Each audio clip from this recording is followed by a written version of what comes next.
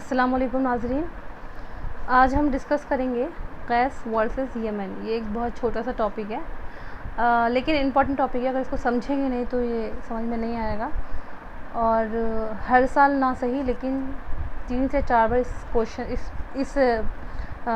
Portion से जो है क्वेश्चंस आए हुए हैं। तो कैस वर्सेस यमन, इसमें हुआ क्या है देखें। North Arabian tribes had before Islam emigrated into al Iraq where they establish the Diyar Rabia. दियार रबिया के ऊपर लास्ट ईयर ही क्वेश्चन आया है। अलॉन्ग द टिग्रीज क्या हुआ था कि नॉर्थ अरेबियन ट्राइब्स जो थे इस्लाम से पहले उन्होंने क्या किया था, इराक में आके जो है हिजरत की थी और फिर यहाँ पे आके जो है इन्होंने सुकून इख्तियार किया और दियार रबिया इस्टेब्लिश किया। कहाँ पे? अलॉन्ग द टिग्रीज, यानी कि दजला के साथ, और एंड द दियार मुदर अलॉन्ग द यूफ्रेट्स, ठीक है। और फुरात के साथ जो है दियार मुदर इस्टेब्लिश किया। The first place among the Banu Mudar was held by the Qais clan. असल में इसमें कुछ अलग अलग क्लैन थे मिलकर जो ये बनते थे, ये ट्राइब्स बनते थे और ये एरिया बनता था पूरा। जैसे ये दियार रबिया बना, दियार मुदर बना, तो इसमें कई सारे ट्राइब होते थे। तो इनमें जो लीडिंग ट्राइब था वो कौन था? कैस था। इसलिए ये लोग क्या कहलाते थे? कैसीस कहलाते थे। अब other tribes who had settle in Syria originally, और दूसरे ट्राइब जो कि सीरिया में बेसिकली सीरिया में जो सेटल हुए थे वो कहाँ से आए थे? साउथ अरेबिया से आए थे। ऊपर वाले लोग यानी दियार रबिया और दियार मुदर के लोग जो थे वो नॉर्थ अरेबिया से आए थे, और ये लोग जो दूसरे लोग जो थे ये लोग साउथ अरेबिया से आए थे। And were therefore called Yemen, इसलिए ये लोग क्या कहलाते थे? यमन से कहलाते थे। हम सबको पता है कि जो अरब रीजन है पूरा जज़ीरा नुमा अरब है, उसमें यमनी जो है वो साउथ में पड़ता है। In the Yamani party of Syria the leading fraction was the Banu Kalb. और जो यमन, जो ये लोग यमनी कहलाते थे, इनमें जो सीरिया के जो यमनी पार्टीज़ थी इसमें लीडिंग फ्रैक्शन कौन था? बनु कल्ब थे। उसमें कौन थे? कैस थे और इसमें कल्ब थे। लेकिन ये यमनी से ही कहलाए और ये कैसी कहलाए, तो बनु कल्ब जो है ये इसमें लीडिंग पार्टी था। फिर क्या है कि द अरब ऑफ खुरासान, यानी जो खुरासान के अरब थे और नॉर्थ ईस्ट प्रोविंस के, यानी कि ये ऐसे अगर नक्शा हो तो इस तरफ के ऊपर जाके फिर इस तरफ के north east province of Persia, यानी फ़ारस के नॉर्थ ईस्ट के लोग, यानी कि the Arab of Khorasan. Khorasan कहाँ पे है? फ़ारस के नॉर्थ ईस्ट में। और मेनली कॉलोनिस्ट फ्राम अल बसरा, जो कि मतलब ख़ास तौर से बसरा के थे, वो क्या थे? वो भी नॉर्थ अरेबियन से, और उनका लीडिंग ट्राइब क्या था? तमीम था। और इसीलिए क्या था, ये भी नॉर्थ अरेबिया थे और तमीम के जो है वो कैस के साथ ताल्लुकात थे, तो इसलिए इनके साथ जो है ताल्लुकात थे, इसलिए क्या थे, ये इनके साथ ही होते थे, कैस के साथ होते थे। उसके बाद क्या है? In Khurasan the Yamani party went by. अब खुरासान में जो यमनी पार्टी थी उनकी लीडिंग, उनका जो उनकी जो फैमिली थी, यानी कि जो खुरासान से जो यमनी लोग आए थे उनकी खुद की फैमिली की मुनासिबत से, यानी कि जो उनके जो वो हैं, यानी कि जद अमजद हैं, उनके लिहाज से, उनके लीडिंग के हिसाब से जो है ये लोग अज़दी कहलाते थे। तो यमनी जो क्या कहलाते थे? वो अज़दी कहलाते थे। और in other region the Qaisis were called Nizaris. Qaisi क्या कहलाते थे? निज़ारीस कहलाते थे या फिर मादीस कहलाते थे। यमनी जो है वो अज़दी कहलाते थे और ये निज़ारी और मादिस कहलाते थे। But no matter what name these tribes went by the alignment was usually, यानी कि इनकी संगठन, इनकी या जोड़ की वजह से ये जो भी कहलाते हों, इससे कोई मसला, इससे कोई फ़र्क नहीं पड़ता।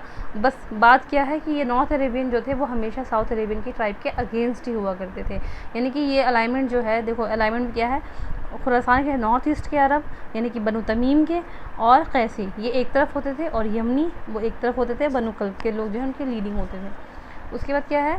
The Cassis became in course of time, वक्त के साथ साथ क्या हुआ, कैसिस जो है वो क्या बन गए? एक दूसरे के लिए, मतलब एक तरीके से एक गढ़ सा बन गया, एक धड़ा सा बन गया। मतलब एक तरफ एक पॉलिटिकल पार्टी, एक तरफ एक पॉलिटिकल पार्टी, और ये दोनों एक दूसरे के सख्त खिलाफ। जैसे दो सियासी पार्टी बन जाती है ना, जैसे बीजेपी कांग्रेस एक दूसरे एकदम अगेंस्ट है, या एक सियासी पार्टी दूसरी पार्टी एकदम अगेंस्ट होती है, इनको उसी तरीके से ये एक दूसरे के सख्त दुश्मन हो गया और पॉलिटिकल पार्टी के तौर पे जो है लोग काम करने लगे। Muawiya the founder of the Umayyad dynasty raised his Syrian throne on Yamanis shoulders. Muawiya का जो सीरिया में जो इसका जो तख्त था, यानी कि मुआविया जो है वो हम सबको पता है कि वो सीरिया के गवर्नर जो थे वो अपने ख़ुद के रूलर बनने से पहले से ही थे। तो उनका जो सीरिया की जो थ्रोन है इनकी, वो जो है यमनी शोल्डर पर बेस्ड करती थी। और जो उसका सन था यानी कि यजीद, उसका बेटा था यजीद, उसकी माँ कौन थी? मैसून। ये एक क्रिश्चियन थी और ये किस कबीले से बिलोंग करती थी? कल्बी कबीले से।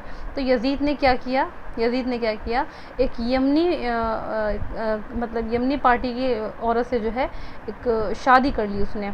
तो उससे क्या हुआ कि the jealous of Qaisis refuse to recognise his successor Muawiya दोम। इससे क्या हुआ कि उसने एक तो वो यमनियों के यहाँ से शादी कर ली क्योंकि उसकी जो वालदा हैं वो उसी से वो बिलोंग करती थी। तो इन्होंने जलन में क्या किया, मुआविया दोम को जो है खलीफा मानने से और या फिर उसका सुल्तान मानने से, या जो भी उस टाइम है वो कह लें, मानने से इनकार कर दिया। तो इसकी वजह से क्या हुआ, मर्ज राहिद के मकाम पर जो है लड़ाई होती है 684 में। 684 में लड़ाई होती है मर्ज राहिद के मकाम पर। ये इम्पॉर्टेंट डेट है 684। और फिर क्या होता है इसके बाद, इस लड़ाई के ज़ेल में नतीजतन क्या होता है कि मरवान में शिफ्ट हो जाती है, उमैया की हुकूमत जो है वो मरवान में शिफ्ट हो जाती है, मरवानी ख़ानदान में। और the father of Marwani branch of the Umayyad house, फिर ये कौन बन जाता है? Marwan, father of the Marwani branch. Under al Walid first, Qaisis power reached its culmination in al Hajjaj and his cousin Muhammad bin Qasim, जो कि फ़ातेह India है, द कंकर ऑफ इंडिया। तो इनके दौर इनके अल हज्जाज की वजह से क्या हुआ, अल वलीद यानी अल वलीद जो हैं अब्दुल मलिक के बेटे अल वलीद, जिनके दौर को है फतूहात का दौर माना जाता है, ये कैसीस पावर जो थे वो अपने बिल्कुल उरूज पर पहुंच गए थे क्योंकि अल वलीद जो है वो कैसी थे। ये क्वेश्चन आया हुआ 2012 के पेपर में आया हुआ, जून वाले में। और इस वजह से क्या हुआ कि ये एकदम पावर पहुंच गया अपने।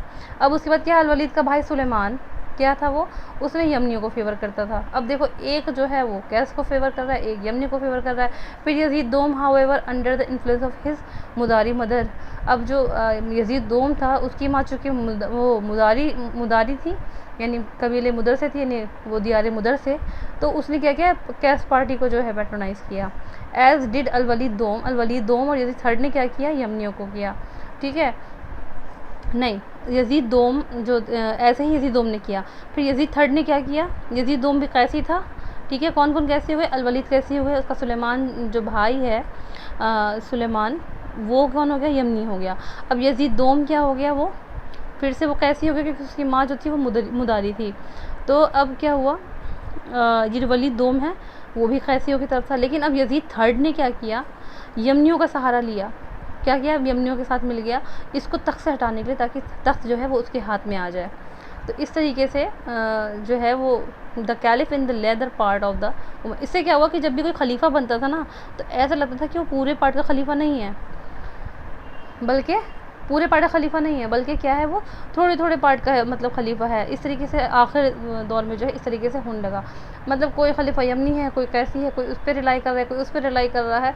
तो इस तरीके से जो भी खलीफा बनता था तो वो ऐसा लगता था कि या तो वो, अगर वो कैसी है मतलब कैस को ज़्यादा पैट्रोनाइज़ कर रहा है तो वो उनके लिए खलीफा है, और या फिर कोई यमनी है तो वो उनके लिए खलीफा बन रहा है। तो ये बनु उमैया के ज़वाल की एक बहुत बड़ी वजह बनी है, यमनीज़ वर्सेस कैसीज़ जो है। तो ये एक इम्पोर्टेंट पॉइंट है और इससे 4 क्वेश्चन आ चुके हैं अब तक। एक ये अल वलीद वाला क्वेश्चन जो है ये आया है। उसके बाद हो सकता है कि ये पूछ लें कि सुलेमान जो थे वो यमनी थे या कैसे से, या किसको फॉलो मतलब किसको फेवर करते थे। पिछले साल दियार रबिया पर आया है तो ये दियार मुदर पूछ लें कि दियार मुदर जो है वो कौन से कबीले के थे, या फिर ये जो साउथ अरेबियन ट्राइब थे इनके ताल्लुक़ से कुछ पूछ लें। तो ये छोटा टॉपिक है लेकिन इम्पॉर्टेंट है, इसको इग्नोर नहीं कर सकते।